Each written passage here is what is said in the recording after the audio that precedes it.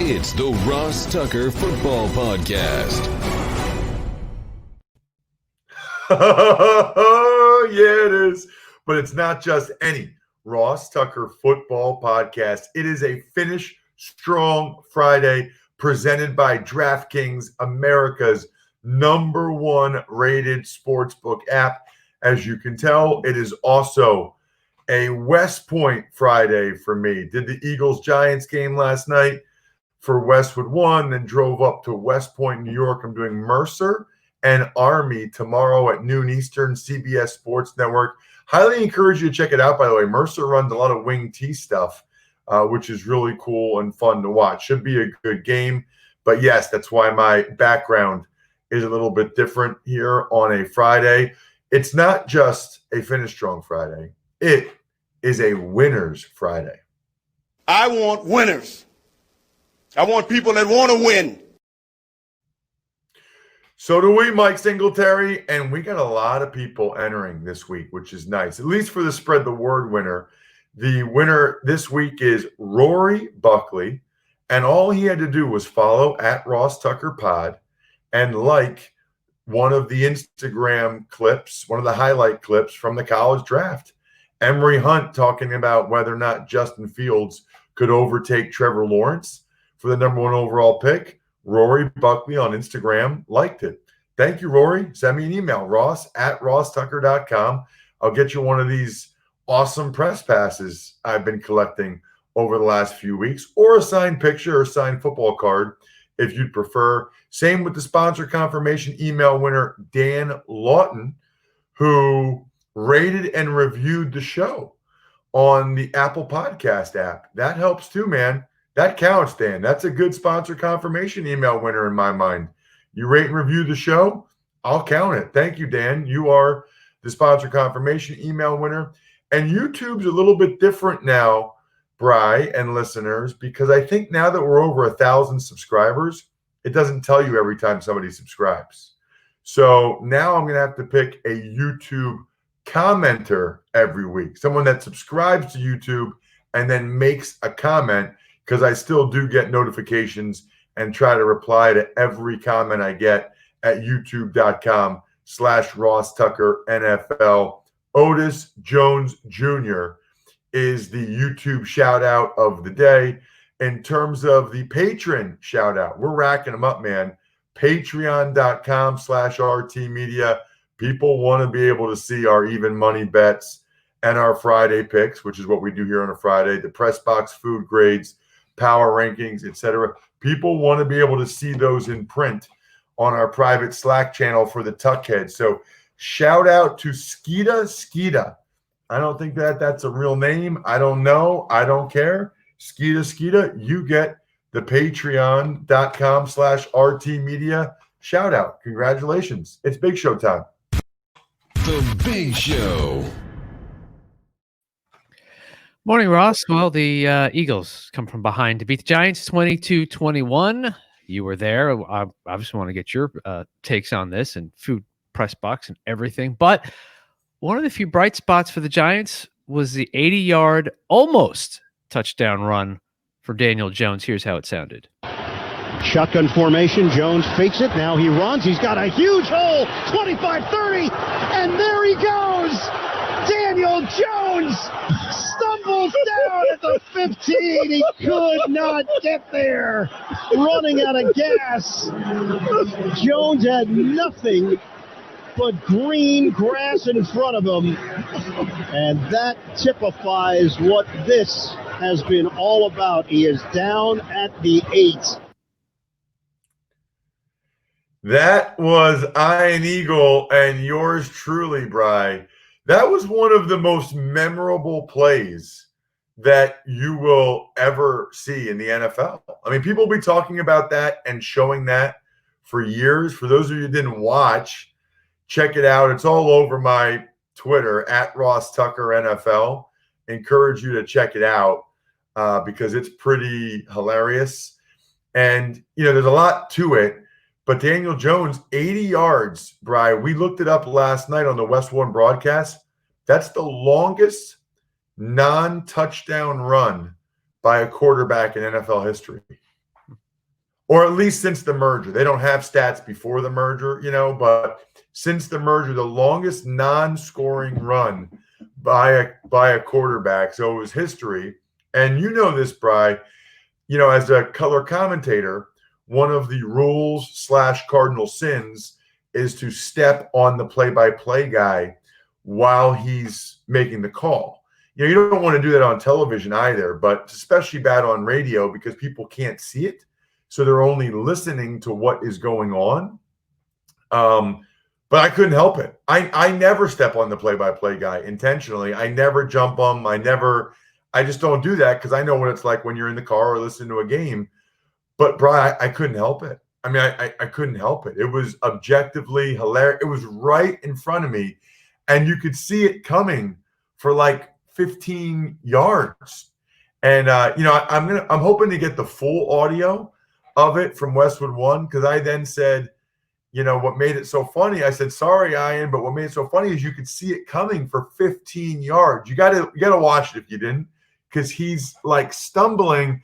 And I think the expression I used was he got out over his skis. So if you've ever skied, he got out over his skis, which is kind of what happened there. So yes, it was hilarious, memorable. It's all over social media. It's kind of funny. I know Daniel. I've met him before. I, feel bad for him, but I'm thankful for him that they still scored a touchdown on that drive, because if they didn't, that would the fact they lost the game. Can you imagine if he didn't score, Brian, and they lost that game the way they did? I mean, he already feels bad, but he would be feeling awful. So I'm glad that they were at least still able to score a touchdown on that drive. There's a lot to say about the game last night. We got to start, though, in the press box. Brian, I don't know if you saw my tweet, but, I've come to lower my expectations this season, okay?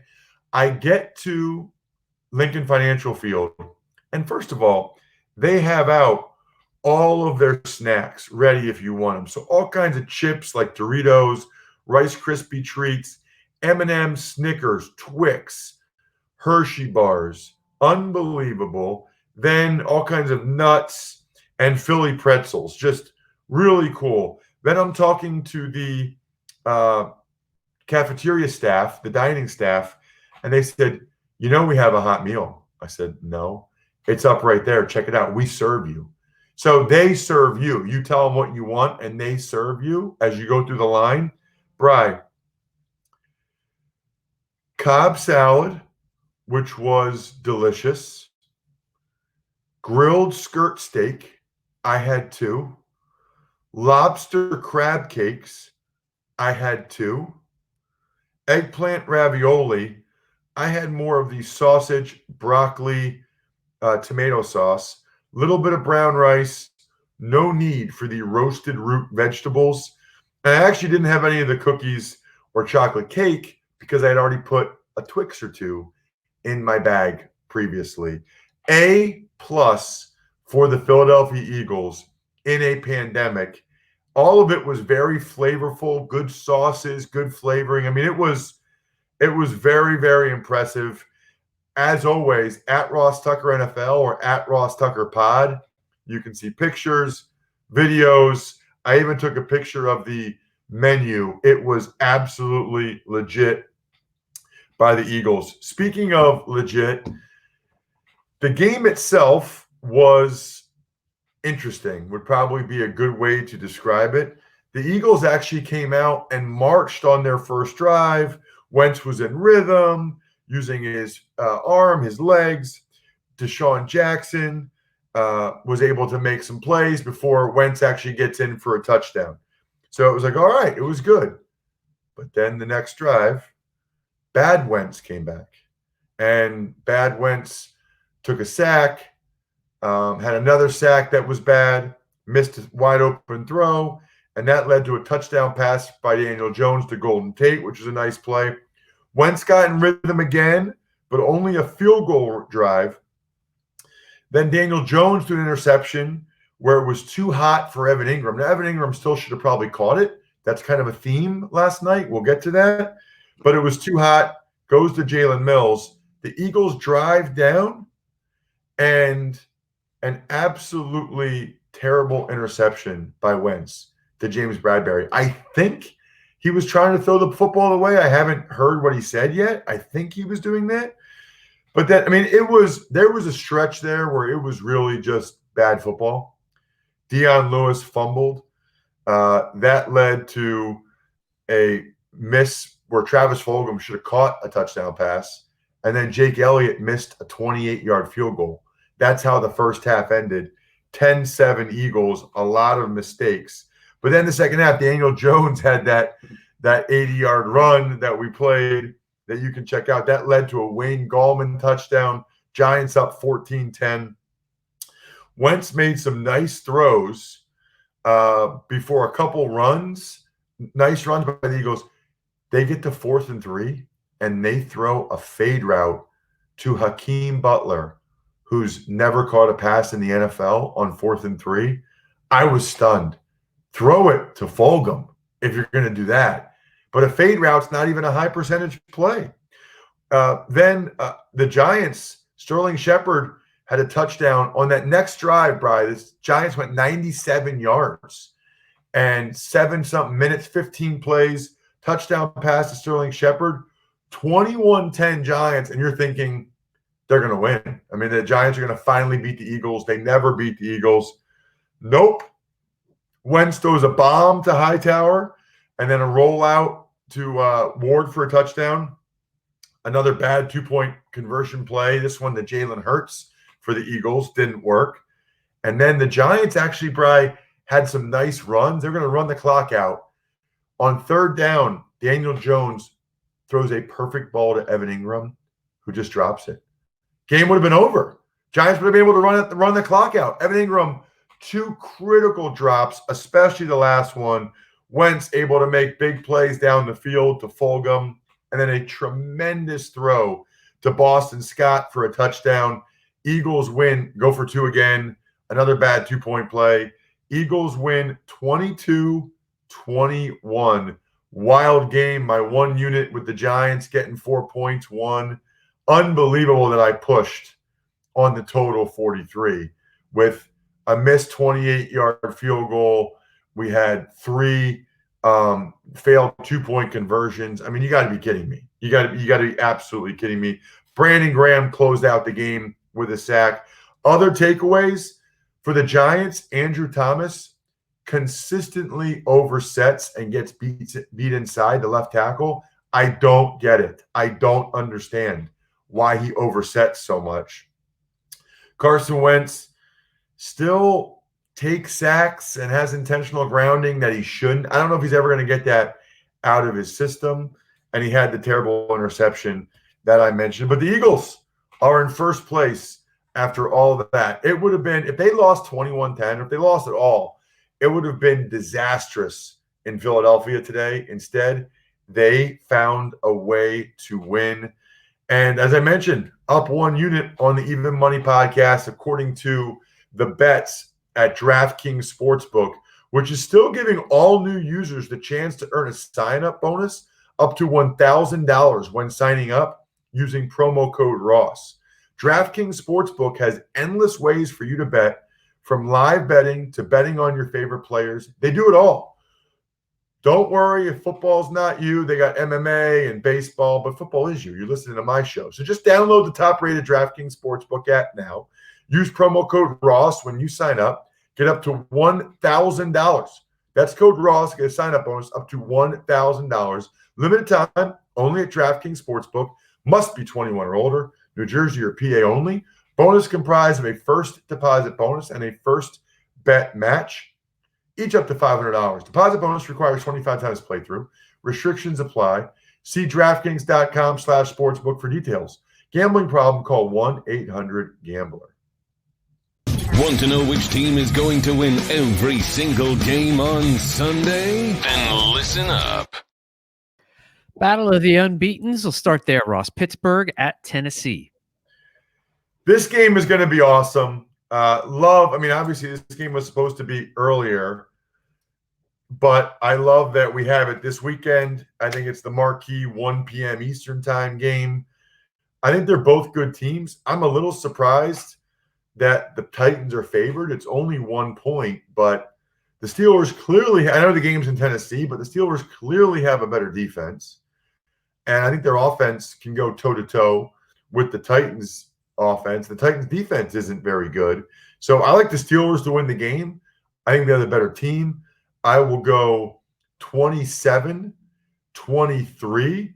And I guess even though they're only 1 point favorites, Bri, you can let the doggies out. Ross's Underdog of the Week.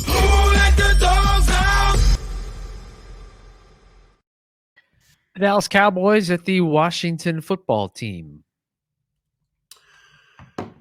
Yep. And I mean, I don't know how you pick the Washington football team, although they did play better last week against the Giants. They were within a 2-point conversion of winning. I think this will be it's hard to know, okay? Do the Cowboys kind of pack it in after Monday night and all the infighting, or do they bounce back and play better? I don't have a very good feel for this game, but they were so embarrassed Monday night. I have to think that they play better than that. So I'm going to take the Cowboys to win the game. They still have more talent than Washington, and they were embarrassed. You'd like to think as men, they'll come out and have a better performance. I'll say 26-23 Dallas, and they are also catching a point at this point, so you can let the doggies out. Ross's Underdog of the Week.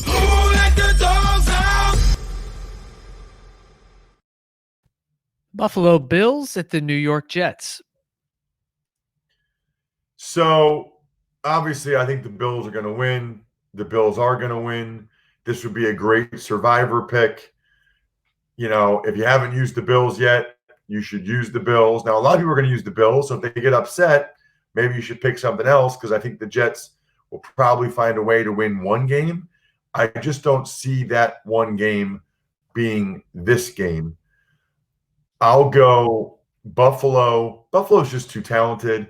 They're not going to lose 3 in a row. I think Josh Allen plays better. I don't even think Jamison Crowder is going to play. So I'll say Buffalo, they get back on track. Buffalo 31, New York 17, something like that. Carolina Panthers at the New Orleans Saints. Really looking forward to this game. As you heard on the Even Money podcast, by the way, not only on our private Slack channel, Bri, for Tuckhead Patreons, patreon.com/RTmedia, not only are we now posting all of our bets, Steve and I's bets, for those of you that are driving or working out and you can't write it down when you listen to Even Money podcast, we're trying to make it easier for you guys. If you become a Tuckhead, patreon.com/RTmedia. But we got a recommendation from one of our listeners that Steve and I give a lean no matter what on Even Money. So basically just say, look, I'm not going to bet the game. If I had to, I'd probably bet X, or I'd probably bet Y. It's not an official play, but that way you guys know if we had to go one way or the other, which direction we would go. So I think people are excited about that. This is a game where I really like the Carolina Panthers catching the points. I don't think they'll win the game.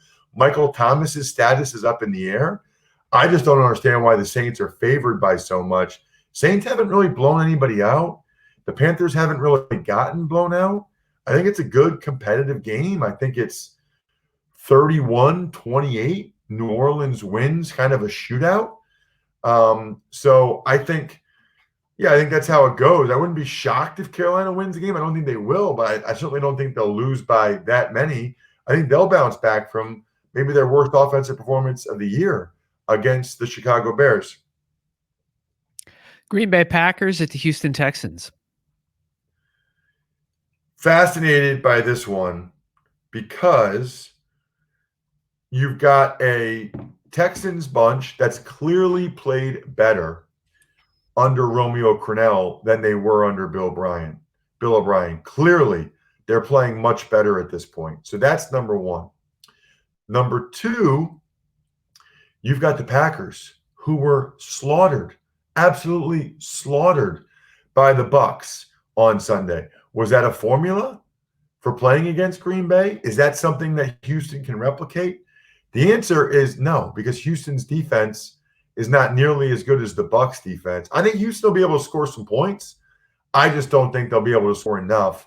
Another pretty good scoring game here, Bri. I'm going to say 31-27. The Packers are able to hold off the Texans. Cleveland Browns, Cincinnati Bengals. The Battle of Ohio. I am going to check out this game because it's similar to what some of these other games we've said. I'm curious to see how Baker Mayfield looks after, they say he's feeling better from his injury. If you remember, the Browns kind of dominated the first game, but Burrow was able to get some scores late to help the Bengals cover the point spread, which, by the way, I think it was like 6 that night. It's only 3 now. The Bengals did a nice job scoring. The Bengals just can't finish games. They just can't, other than the Jags game, they can't figure out how to win yet. I don't think they'll do it in this game, but I do think how Baker performs and his health is a key part of this game. I'll say Cleveland 26, the Bengals 23. Detroit Lions, Atlanta Falcons. I don't really understand the betting line on this one either. I don't know why the Falcons are favored. I guess it's some of the advanced metrics, yards per play stuff. I think these are very similar teams. I guess because it's in Atlanta, maybe is why they're favored. I don't know. There's not much of a home field advantage. I like what I've seen from Detroit. It really, I guess, comes down to whether or not you think that the Falcons are just going to play better under Raheem Morris, or it was a 1-week boost. I'm going to say it was a 1-week boost. They come back down to earth. This is a game, if you're Matt Patricia, and you want to have any prayer, any at all, of winning, you've got to play and win this game. Any shot for Patricia of keeping his job, he's got to win this game. And I think he will. A lot of points in this one. 35-34 Lions. You can let the doggies out, Brian. Ross's Underdog of the Week.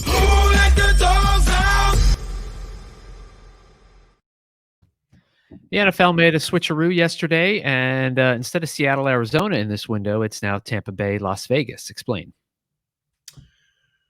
Well, so they found out Trent Brown has tested positive for COVID-19, the right tackle for the Raiders. They found out that the other starting offensive linemen have, in fact, been close contacts with Brown. You're considered a close contact, I believe, Brian, if you are around someone for 15-plus minutes in a row without a mask, is my understanding. So my first question would be, how does that happen? Like these teams should be structuring things so that Trent Brown is not around the other offensive linemen for 15 minutes in a row without masks. That's a major failure for the Raiders. And if I'm the NFL, I don't push back the game or anything like that to benefit the Raiders. They've got 5 other offensive linemen. They can move 2 other guys up from practice squad. That's a failure on their end based on what I've been told and what I've heard about what they did. There's also an investigation going on about whether or not Trent Brown always had his contact tracing bracelet on and whether or not he was always wearing a mask. So it's like the double and triple whammy at this point there, Bri. And Jonathan Abram, the safety, is in the same boat. So I guess if the offensive line tests negative today and again tomorrow, they can play on Sunday. So that's where they'll be at. But they'll do so without having any practice time. No practice this week. So for John Gruden, it'll be, do I play the backups who practiced or do I play the starters who didn't? He's going to play the starters who didn't. It seemed to work out pretty well for the Tennessee Titans against the Bills a couple weeks ago, but it's not ideal. And I think the NFL, Brian, if these other guys test positive, the incubation period, if more Raiders test positive, then they're going to have to push it back. I think the NFL just wanted to make sure that they have a game in the Sunday night window. They wanted to make sure, and that's a good game. Cardinals against the Seahawks, clearly a good game. They can move the truck from Vegas to Arizona, the TV truck for NBC. So they're able to do it pretty seamlessly, actually. And this way, NBC definitely has a game Sunday night going against, I guess, is it the World Series? No, there isn't the World Series, I don't think, that night. I don't know. As for the game, Bri, I thought the Bucs were going to win anyway. Now I really think the Bucs are going to win. Out on the Even Money podcast, I laid the points with the Bucs. It was 2.5. I think the line's taken down for right now because of the uncertainty. But I'll take the Bucs to win the game. I thought they'd win it anyway. I think they're the best team in the NFC right now. To be honest with you, I think that's what my power ranking said. I'll say Tampa Bay 27, the Raiders 17 at this point. Jacksonville Jaguars at the Los Angeles Chargers. Chargers would actually be a pretty decent, sneaky survivor pick this week, Bri. If you're still in the league and you don't want to take the Bills because what if they get upset and everybody gets knocked out, then go ahead and take the Chargers because I just can't picture the Jaguars winning that game. Chargers coming off a bye. We know that Justin Herbert's playing well. And now Joey Bosa's healthier and Melvin Ingram's back. So good luck, Gardner Minshew. Good luck, Jags. Chargers 34, Jags 20. Lock them up. Your survivor / knockout / whatever you call it, pick of the week. San Francisco 49ers and the New England Patriots. So really looking forward to this game. Don't really know what to expect. I think the Niners will play like they did last week, which is pretty well. I really don't know what to expect from the Patriots. I haven't even seen which guys have come off the COVID list. I need to look that up. Shaq Mason and some of these guys, Sony Michel, if they've come back off the COVID list or not at this point. I still kind of like the Niners. I just don't think – I mean, it's rare for the Patriots to play that poorly 2 games in a row. So I guess they'll bounce back. But who knows, man? I mean, at this point, I'm gonna ride with the Niners based on how the Patriots looked. I'll take the Niners, and I'll say that they win an ugly game, 20-17. You can let the doggies out again, Bri. Ross's Underdog of the Week.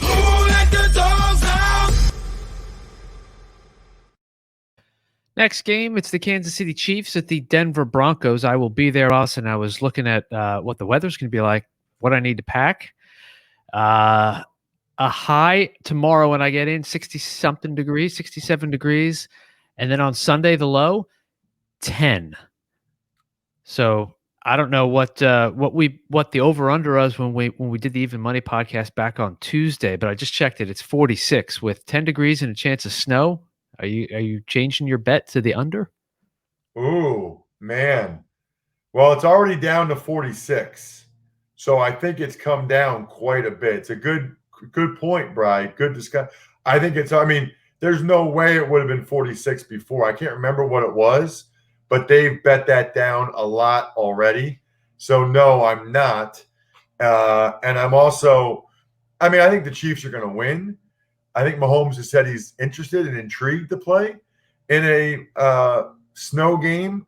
I love watching snow games. I kind of hope it happens. We'll have to see what ultimately happens there for the Kansas City Chiefs. I think they'll win the game. I don't think the Broncos are quite ready for this, although the Broncos are playing better now. They got Drew Lock back. That's why I think I put 1 unit on them getting the 9.5 points. I feel even better about it now if it's in the snow. I'll say Kansas City 24, Denver 16.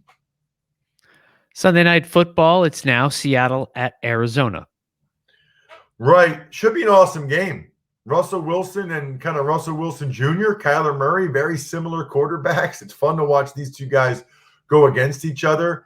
As Greg Cosell said on yesterday's Ross Tucker Football podcast, he's just not quite throwing it as well as he needs to. That being Kyler Murray. That's the difference in the game. Russell Wilson will make the throws he has to. Kyler Murray will not. Back and forth, fun affair. 38-35 Seahawks. Lots of points in this one. And finally, Monday Night Football, the Chicago Bears and the Los Angeles Rams. Got a good Monday nighter. I love when we have a good Monday nighter. Should be fun. I'm not sure why the Rams are favored by so much. They do a lot of that stuff on yards per play and all these like advanced metrics, but Bears are 5-1. They play darn good defense. I think it's going to be a heck of a competitive game. I'll say Rams 20, Bears 17. So the Rams get the win, but the Bears very, very close. That'll do it for a Finish Strong Friday. Don't remind you guys enough. You know, you can buy like Ross Tucker podcast gear on the shop tab at RossTucker.com. So check it out. I've got T-shirts. I have the laptop stickers. You can put the stickers on your computer or on your fridge or whatever. Check it out over at RossTucker.com. Other than that, please subscribe to the YouTube channel so you can check a bunch of stuff out.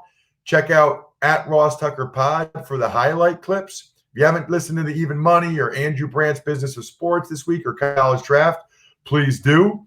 Other than that, shout outs to Pizza Boy Brewing, DynastyFreaks.com, Sporticulture, SteakhouseSports.com, and Vision Comics with an X.